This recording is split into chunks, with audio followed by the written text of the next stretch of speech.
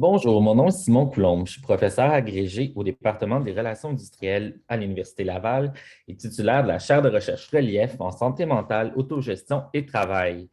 Aujourd'hui, je vais vous parler des forces personnelles que chacune d'entre nous avons et qui peuvent nous aider à favoriser notre bien-être et notre réussite. D'entrée de jeu, avant de vous définir qu'est-ce qu'une force ou une force de caractère, j'aimerais vous poser la question. Si vous pensez à votre vie récemment, à quelle fréquence est-ce que des personnes ont porté attention à vos forces? À quelle fréquence avez-vous vous-même porté attention à vos forces? Ces questions-là sont importantes parce que dans la société, que ce soit dans le contexte universitaire, au travail, avec les amis ou la famille, malheureusement, on a souvent tendance à centrer notre attention sur les choses sur lesquelles on devrait s'améliorer, les choses que nous n'avons pas réussi autant qu'on l'espérait, etc. Et l'idée de cette capsule-ci, ici, c'est de vous montrer à quel point, parfois, mettre aussi l'accent sur les forces personnelles ou qu'on appelle ici forces de caractère peut être très bénéfique pour mieux prendre soin de notre santé mentale, de notre bien-être au quotidien. Qu'est-ce qu'une force de caractère? En fait, une force de caractère, vous pensez, si je vous demande qu'est-ce qui vous rend unique, puis aussi qui contribue à votre bien-être, à celui des autres autour de vous, des gens, des organisations, de la société, qu'est-ce que vous avez comme qualité, puis qui vous rend qui vous êtes, puis qui vous rend heureux? C'est un peu ça l'idée, une définition un peu générale de force de caractère. De façon plus scientifique, les chercheurs Park et collègues ont défini les forces de caractère comme des traits positifs qui se reflètent dans les pensées, les émotions et les comportements. Un trait, c'est une disposition relativement stable qu'on a à travers le temps, mais qui peut fluctuer et qui peut changer à travers le temps. On pense souvent à des traits de caractère ou des traits de personnalité. Généralement, on pense à l'extroversion, le fait d'être consciencieux, etc. Malheureusement, les recherches scientifiques en psychologie ont surtout porté sur les traits parfois plus négatifs qui font qu'on développe des difficultés de santé mentale. Et c'est seulement au tournant des années 2000, et vous voyez ici autour de 2004, que les chercheurs ont commencé à publier des écrits sur des traits particulièrement positifs, des traits qui contribuent à notre bien-être. Et ces traits-là se reflètent dans notre façon de penser, les choses qu'on sent au quotidien, puis les choses qu'on fait aussi au quotidien. En fait, Peterson et Seligman, en 2004, ont publié le volume que vous voyez en haut qui s'appelle Character, Strengths and Virtues, a Handbook and Classification. En fait, ce que Peterson et Seligman ont fait, c'est qu'ils ont fait une recension de la littérature scientifique afin d'identifier à travers différentes cultures, mais aussi à travers, oui, les écrits scientifiques, mais aussi les écrits populaires, les cartes de souhait, les chansons, quelles sont des forces positives qu'on retrouve à travers les cultures. Et c'est en faisant ce travail-là de recension que les chercheurs ont identifié 24 forces qui seraient universelles.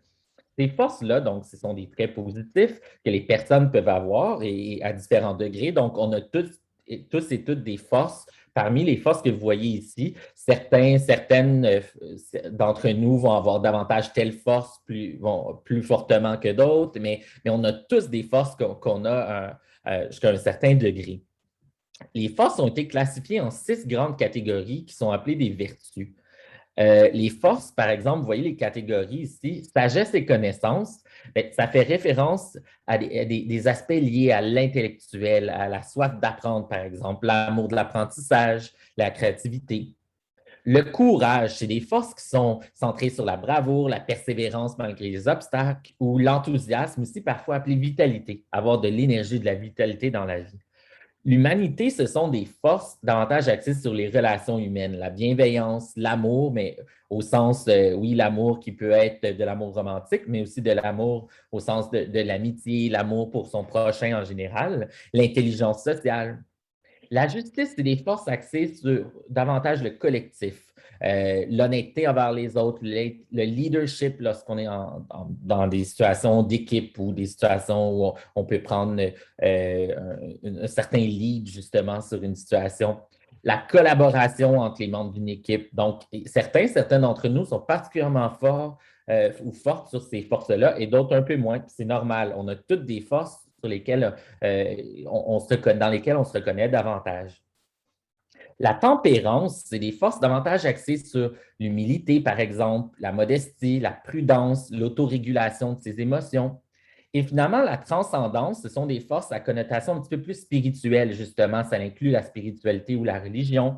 L'humour qui permet de transcender des situations par le biais en faisant des blagues, en riant. L'appréciation de la beauté autour de nous puis dans les gens, etc. La gratitude, l'espoir, l'optimisme pour le futur. Donc, ce sont 24 forces qui ont été étudiées dans plein de contextes. Depuis la publication du livre en 2004, il y a des milliers et peut-être même plus des millions de personnes, si je ne me trompe pas, qui ont rempli des questionnaires de forces qui ont été développés et qui ont permis de mieux comprendre en quoi ces forces-là sont bonnes pour le bien-être. L'idée de base, à la base, quand les chercheurs ont développé la classification, c'était d'identifier des forces qui étaient vues de façon positive au sens moral, puis qui contribuaient à l'épanouissement humain. Ce qu'on a vu dans les travaux scientifiques, en fait, c'est qu'il y a des forces que lorsque les personnes les possèdent davantage, elles sont associées à vivre davantage de bien-être. La force d'amour, de gratitude, l'espoir, la curiosité et l'enthousiasme ont été particulièrement reliés à vivre davantage de bien-être dans la vie quotidienne chez les participants aux recherches menées par l'équipe de chercheurs Peterson et Park et leurs collègues. Par contre, il ne faut pas oublier que l'ensemble des forces au plan théorique, c'est toutes des choses positives qui peuvent contribuer au bien-être. Mais ici, ce sont les forces qui y contribuent davantage. Les forces de caractère, ce qu'on s'est aussi rendu compte dans les travaux, c'est qu'il y a des forces qui sont davantage des forces de cœur, des forces axées sur les émotions, la connexion avec les autres, par exemple l'intelligence sociale, l'amour, etc. Ce qu'on a vu, c'est que les gens qui possèdent davantage ces forces-là vivraient davantage de bonheur et de satisfaction à l'égard de la vie.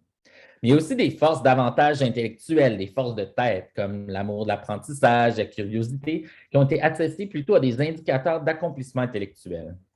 Chez les étudiants, en fait, il y a même des études qui montrent que certaines des forces sont associées à avoir une meilleure performance, même au plan académique, au succès académique. Ce qu'on s'est rendu compte dans une étude aux États-Unis auprès d'étudiants de niveau collégial, et on pourrait un peu extrapoler possiblement pour les étudiants de niveau universitaire, c'est que les étudiants qui possédaient davantage la force de persévérance étaient 4 ans plus tard susceptibles d'avoir de plus hauts, de meilleures notes, là, de meilleurs résultats académiques.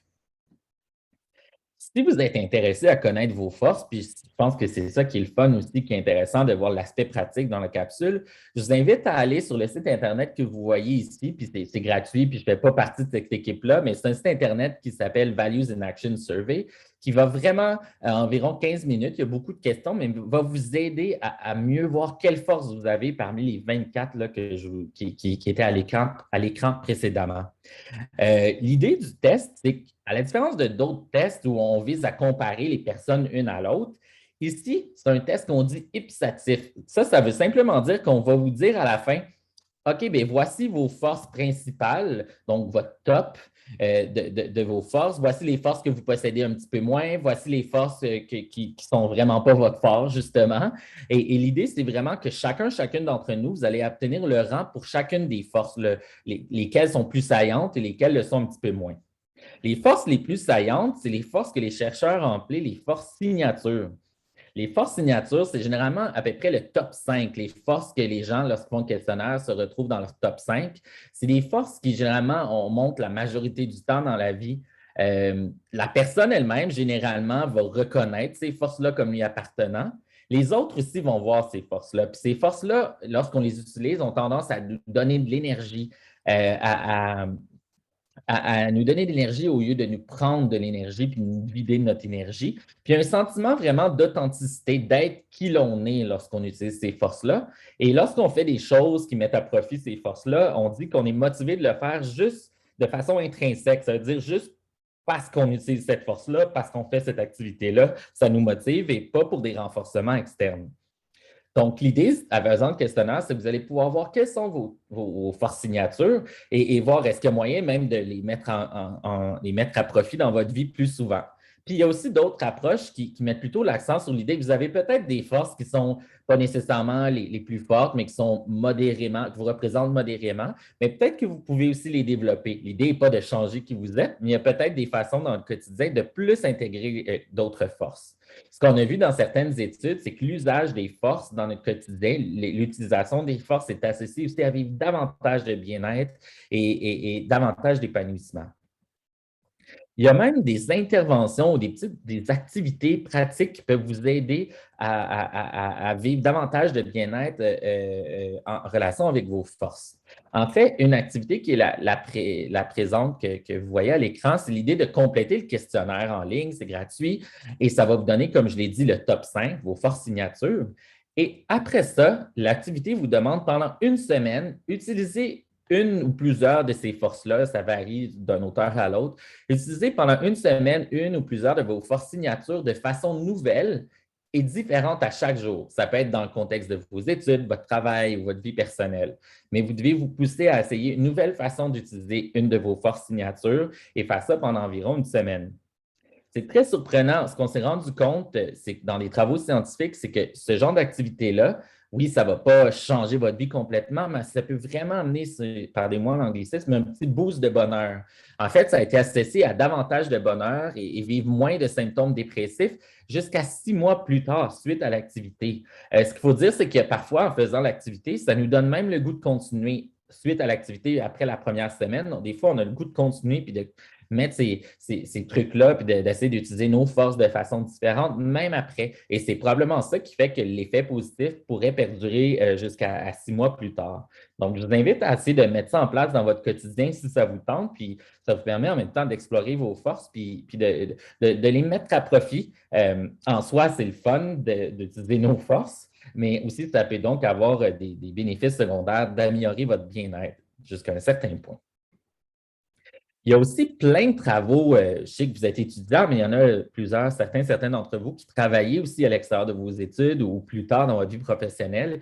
Il y a beaucoup de travaux qui ont commencé, qui ont regardé en fait les forces de caractère et leur utilisation dans le contexte professionnel. Ce qu'on s'est rendu compte, puis il y a eu des chercheurs québécois ici qui ont fait une recension de tous ces travaux-là, c'est que les forces, lorsqu'on les utilise et lorsqu'on les développe, c'est associé à davantage de performance au travail, davantage de satisfaction à l'égard du travail, plus de sens au travail, du plaisir, de l'engagement au travail.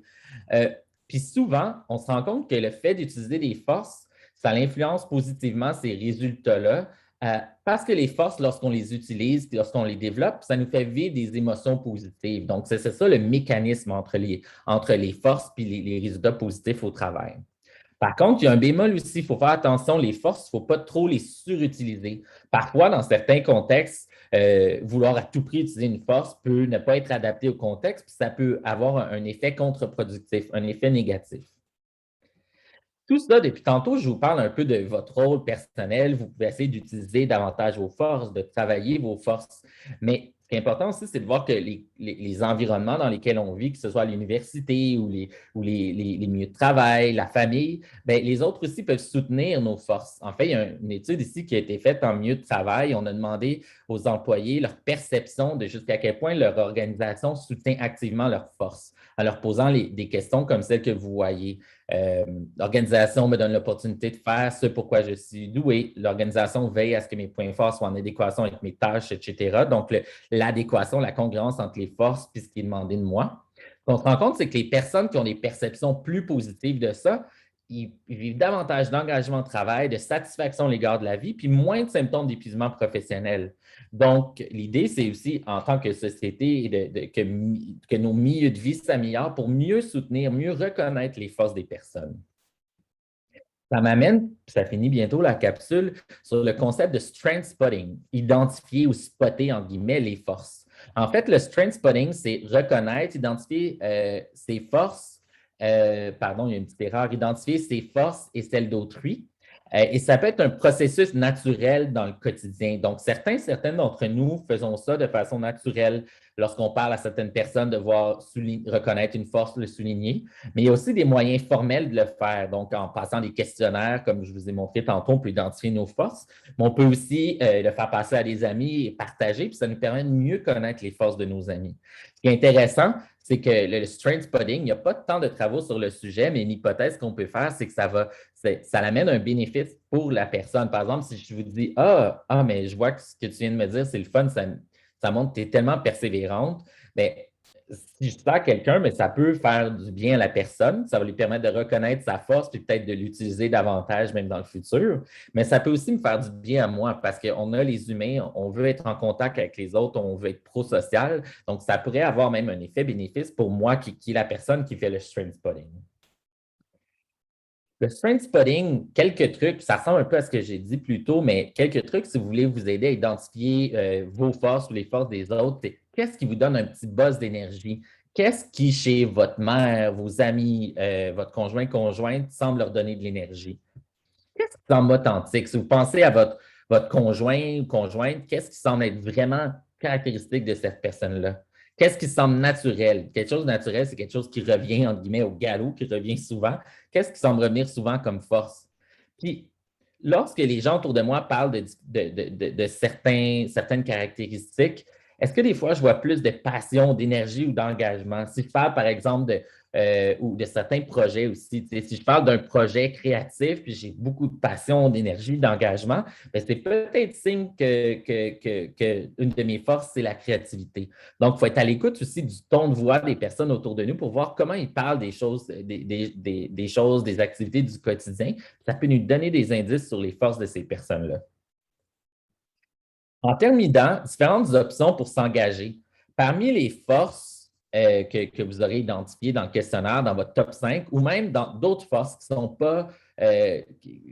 sont pas nécessairement listées dans la liste du début. Donc, ça peut être les 24 forces, mais ça peut être aussi d'autres forces. Ce n'est pas une classification qui est nécessairement complète ou qui inclut toutes les forces possibles de l'univers des forces.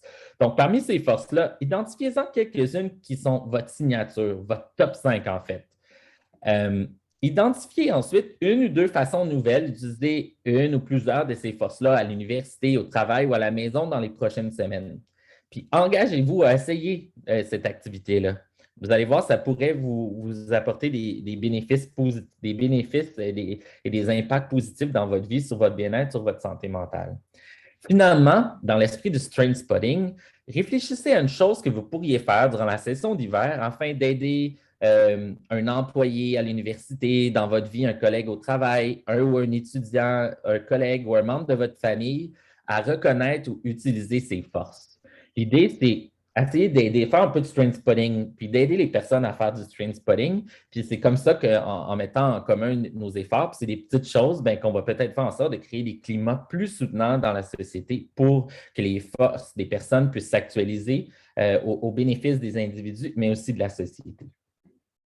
Merci beaucoup de m'avoir écouté. Voici mon adresse courriel et voici les références des écrits scientifiques qui sont présentés dans cette capsule. Merci. Au revoir.